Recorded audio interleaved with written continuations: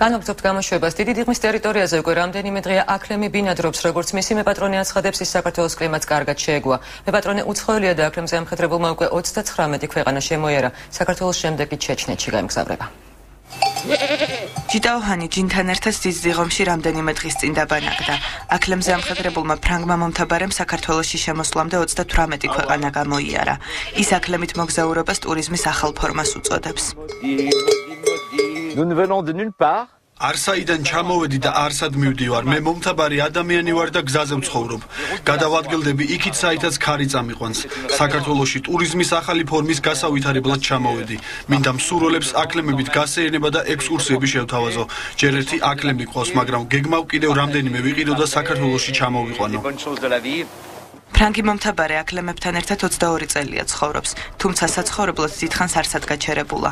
მოგზაურობისას ის ძირითადად ტურებს ტურისტებისთვის აწყობს, რაც შემოსავლის წყაროა. აკლემებს აუტიზმით დაავადებული ბავშვების მკურნალობისთვისაც იყენებს. Bien sûr, nous avons utilisé აკლემებით რეაბილიტაცია მსოფლიოში აპრობირებული ხერხია. ავადმყოფ ბავშვებთან მიყვავს აკლემები, ისინი ეფერებიან, ეთამაშებიან და ამ დროს ისე ხდებიან უკეთ, ვერც კი ხვდებიან. ერთხელ იტალიაში ბავშვი ისე შეეჩვია აკლემს, ჩამოსვლა აღარ უნდოდა. ესე ამბობდა, ღამე აქ დავიძინებო. ჯინის მეუღლე 2 წლის წინ გარდაიცვალა, რასაც ის დღემდე განიცდის.